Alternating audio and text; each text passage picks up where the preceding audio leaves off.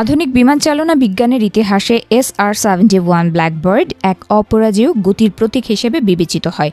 শব্দের চেয়ে ৩ গুণ বেশি বেগে উড়ে আকাশ জয় করা এই বিমান ব্যাপক আলোড়ন তুলেছিল। সাধারণ মানুষের কাছে এটি একটি গোয়েন্দা বিমান হিসেবে পরিচিত হলেও এর নেপথ্যে নাসার দীর্ঘদিনের এক গোপন গবেষণা ও পরীক্ষা নিরীক্ষার ইতিহাস রয়েছে। ৭০ দশকের শুরু থেকেই অত্যন্ত গোপনে SR-71 ব্ল্যাকবার্ড দিয়ে মিশন চালাত আমেরিকা। SR-71 মূলত তৈরি হয়েছিল A-12 অক্সকার্ট নামক একটি সুপারসনিক গোয়েন্দা বিমানের উপর ভিত্তি করে। তৎকালীন সোভিয়েত আকাশসীমায় U-2 স্পাই প্লেন ভূপাতিত হওয়ার পর এই বিমানটি তৈরি করা হয়েছিল। এই প্রজেক্টের প্রাথমিক পর্যায়ে ছিল মার্কিন বিমান বাহিনীর একটি ইন্টারসেপ্টর তৈরি করতে চেয়েছিল, যার নাম দেওয়া হয়েছিল YF-12। যদিও ভিয়েতনাম যুদ্ধের বিশাল ব্যয়ের কারণে বিমান বাহিনী এই প্রজেক্ট থেকে সরে আসে, কিন্তু এই উচ্চ গতিসম্পন্ন যুদ্ধ বিমানের ওপর তাদের গবেষণা চালিয়ে যাওয়ার জন্য তৎকালীন মার্কিন সরকারের সঙ্গে এক বিশেষ চুক্তিতে আবদ্ধ হয় নাসা।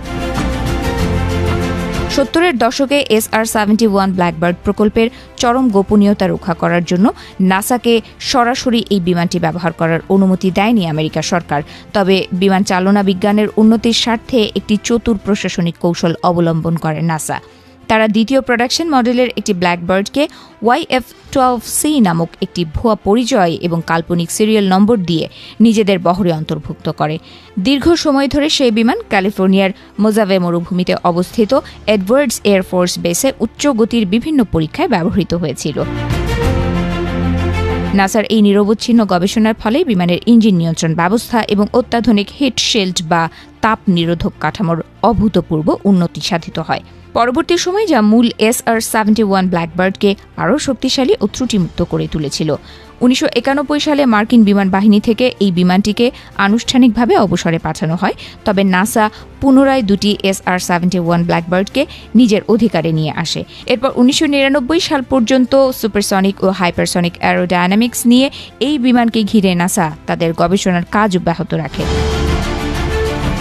৯০-এর দশকে নাসার সবচাইতে উল্লেখযোগ্য পরীক্ষা ছিল লাস্ট্রে প্রজেক্ট, যেখানে ব্ল্যাকবার্ডের পিঠে একটি লিনিয়ার অ্যারোস্পাইক ইঞ্জিন বসিয়ে পুনরায় ব্যবহারযোগ্য মহাকাশযানের জন্য প্রয়োজনীয় রকেট প্রযুক্তির পরীক্ষা চালানো হয়েছিল। এই গবেষণাগুলো থেকে প্রাপ্ত তথ্য পরবর্তী সময় স্টেলথ ফাইটার এবং আধুনিক মহাকাশযানের নকশা তৈরিতে গুরুত্বপূর্ণ ভূমিকা পালন করে, যা আজও সমরবিজ্ঞানের এক অমূল্য সম্পদ হিসেবে বিবেচিত হয়। মূলত উচ্চ রক্ষণাবেক্ষণ ব্যয় এবং নাসার লক্ষ্য পরিবর্তনের কারণে ১৯৯৯ সালে এই গৌরবময় ব্ল্যাকবার্ড বিমান প্রোগ্রামের সমাপ্তি ঘটে।